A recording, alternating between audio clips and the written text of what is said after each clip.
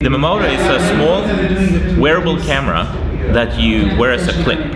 So it takes one photo every 30 seconds, and the photos are stored in an app where they're made searchable. And there's a GPS on the camera as well, so you can search the photos by street name or city.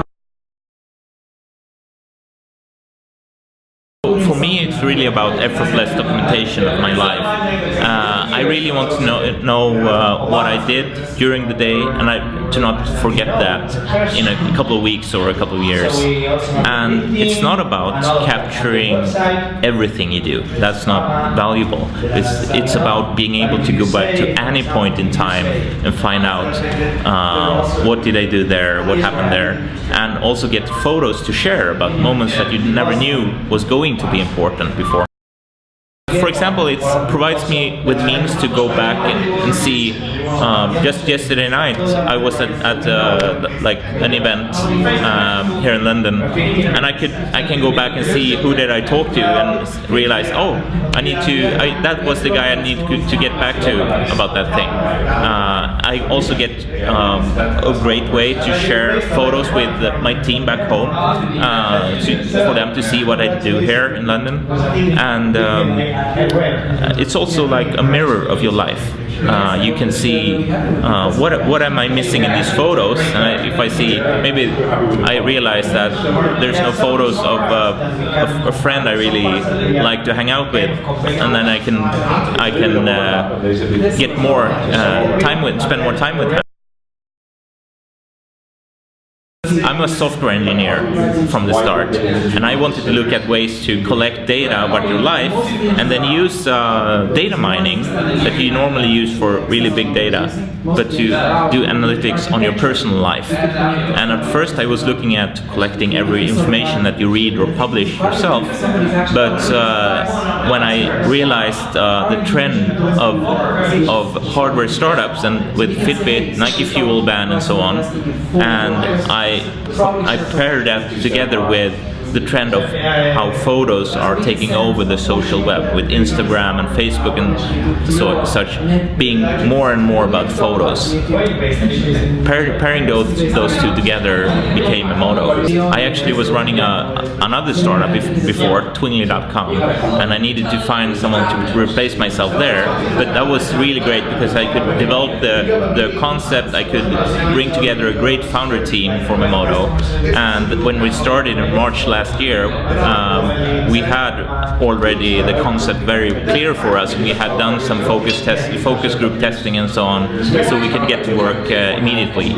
So now, a year later, we are 18 people, and we almost have the product out in the market. So we had some seed financing from Passion Capital here in London, and we also did a Kickstarter campaign, which was hugely successful. So it's largely thanks to all the Kickstarter backers that believe in us, that we can build the company and build the product. What were you looking for? How much money were you looking for initially? Yeah, so we were looking for $50,000 because we wanted to make sure that there's at least some interest in our product. But it turned out that lots and lots more people were interested, so we raised $500,000. Yeah. That's pretty. Yeah. How many backers? So that's roughly 2,000 backers. Yeah, we are going to start to ship before the end of the summer. Okay. And can you tell me a little bit more just about how your revenue model? Yeah. How are you going to make money? Basically? Yeah. We really believe that the customer should be the customer and not the product. So we have a subscription model for storing the photos, and then of course you buy the camera up front. So the camera is $279 US. You can buy it right now, pre-order at Memoto.com, and then the subscription will be $9 a month. But the first year is included in the price of the hardware, so it's only after a year you start to pay a subscription for storage. question of privacy was really on top of our list from the first moment we started working on this. For example, we built the camera so we made sure that people actually recognize it as a camera, but still not. We didn't want it to be sort of staring at you, being very distracting for you. So we found a balance there where we know that people that look at this without being familiar, they can recognize that it's some kind of recording device, so that they have the possibility to react to it if they want to. And then we also made sure that people can be comfortable with it. It's very hard to say, is this taking photos right now or not? And we don't want people to having to ask that question. So that is why it's actually always on. The only way to switch it off is to take it off. You need to take it off and put it in your pocket in order for it to be switched off. Otherwise, it's always taking photos. And that is the reason is that, for example, if I go into a dressing room and there's a small button where I can switch it off, people around me will still be very uncomfortable with me having a camera, and that's the exact situation we want to avoid.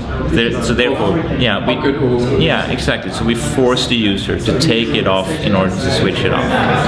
And do you have any way of knowing when that 30-second interval is happening as a wearer?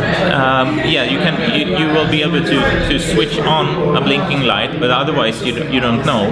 So that's why we're also implementing trigger, so you will be able to double tap the camera and it takes a photo 1 second afterwards. So you can trigger a photo whenever you feel like. So just with any digital camera, we will not control what you take photos of.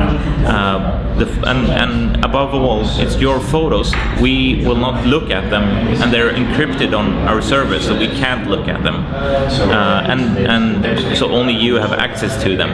But we are very, very adamant about communicating the respect for other people's privacy and informing about what the laws are in regulating the use of cameras. For example, if there's a sign nearby saying cameras prohibited, you certainly need to accommodate for that with Memoto as well. It is just a digital camera. You wear it as a clip instead of holding it, but otherwise it's the same regulations, same ethics that go into it. Respect for other people's exactly. Yeah. But then there's also situations where you should utilize your right to take photos. If someone is stealing your bike or harassing you by all means take their photo. It's your right as a person to take someone else's photo if you feel like. That is also, it's a part of freedom of speech to be able to document your situation. I think Memoto and Google Glass fits very well together. Lots of people are talking about Memoto and Google Glass in the same context. So we have actually seen Google Glass as bringing lots of attention to Memoto as well. So that's very good for us. And I think that right now Google Glass cannot support like a time lapse of photos throughout the day because it has far too short battery life without taking photos, even 3 or 4 hours. And Memoto has a couple of days of battery life in comparison. But sooner or later they will get there as well. And Memoto's software to organize photos will be applicable to Google Glass photos as well. So there might be some interesting opportunities for integration. You very much so. Earlier, what next? You're talking about an API platform. Any other plans for the future, or we just watch the space? So we are also going to develop lots of accessories for the Memoto camera, like a wide-angle lens, a waterproof case, and so on. Okay, great stuff. And you can even put a sticker on it. So exactly. To support. to personalize it. Excellent.